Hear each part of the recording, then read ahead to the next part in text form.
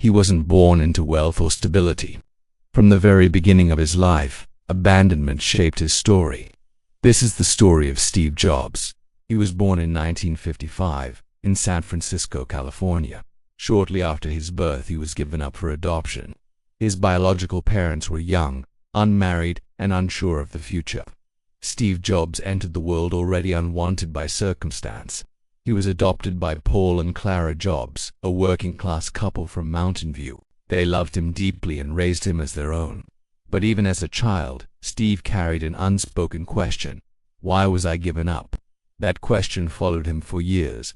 It planted in him a deep insecurity, but also an intense desire to prove his worth. He wanted to show the world, and maybe himself, that he mattered. From an early age, Steve Jobs showed signs of brilliance and defiance. He was incredibly intelligent, but he hated authority. The structure of school bored him. The rules frustrated him. He questioned everything. His teachers often struggled with him. Some saw him as a troublemaker, a problem child who wouldn't conform. Others, a rare few, recognized a spark, a mind that simply didn't operate like everyone else's. Jobs didn't think in a straight line. He thought creatively, obsessively, and above all, differently. As a teenager, Steve's rebellious energy found a new focus: electronics. He became fascinated by the inner workings of gadgets. He spent hours in the family garage, taking things apart and putting them back together, trying to understand how they worked from the inside out. This raw curiosity led him to a friendship that would eventually change history.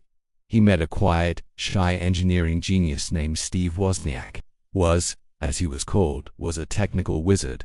Where Jobs had the vision, the grand ideas, and the salesmanship, Wozniak had the mastery to make those ideas a reality. Together, they formed a perfect imbalance, a yin and yang of technology and ambition.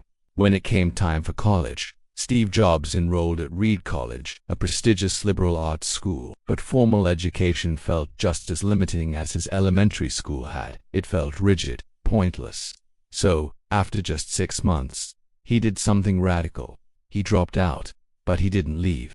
He stayed on campus unofficially, a drop-in student, attending only the classes that truly interested him. One of those classes was calligraphy, the art of beautiful handwriting. At the time, it seemed completely useless, a random whim. But years later, that single class would influence the beautiful typography and elegant fonts that became a defining feature of Apple products. Jobs was already learning to trust his intuition over conventional logic. It was a trait that would define his entire career. Then, in 1976, something incredible happened in that same family garage. At just 21 years old, Steve Jobs, along with Steve Wozniak, started a company. They called it Apple, not because it sounded corporate or high-tech, but because it felt simple, organic, and human. Their goal was audacious but clear: to put powerful computer technology into the hands of everyday people. Out of that garage came the Apple I, a raw circuit board for hobbyists. It was followed by the Apple II, a fully packaged personal computer that took the world by storm. Suddenly, the impossible happened. Apple exploded. Steve Jobs became a millionaire before the age of 25. Success, fame, and money came rushing in, but this success also amplified his flaws. He was famously demanding, a perfectionist who could be incredibly difficult to work with. He was often ruthless in his pursuit of excellence. Employees feared his sharp criticism and his intense staring gaze. Some admired his passion and his unwavering commitment to the product. Others resented his arrogance and his brutal honesty. Jobs believed that true excellence required an almost painful level of intensity. Sometimes, in his quest for perfection, he crossed the line. Then, in 1985, the unthinkable happened. After a power struggle with the CEO he had hired, Steve Jobs was forced out of Apple. The company he had co-founded in his parents' garage had fired him at just 30 years old. He was publicly humiliated. He later described this moment as devastating, like the ground had been ripped out from under him. Everything he had built, his entire identity, was taken from him. But this failure, this exile, ultimately refined him. It forced him to grow. Jobs didn't just disappear. He started a new company called Next. While it struggled commercially, Next pushed the boundaries of software innovation. He also bought a small, struggling computer graphics division from George Lucas and turned it into an independent company. He named it Pixar. Pixar would go on to revolutionize the world of animation with films like Toy Story, changing cinema forever.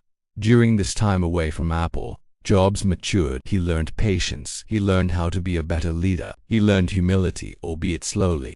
Meanwhile, back at Apple, things were falling apart. By 1997, the company was on the verge of bankruptcy. It had lost its way.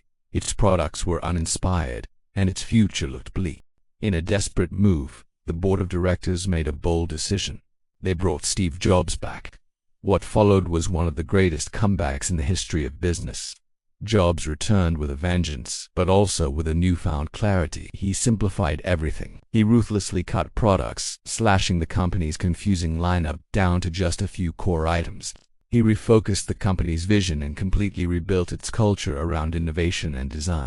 Then came the breakthroughs. The colorful iMac, which declared that computers didn't have to be beige and boring.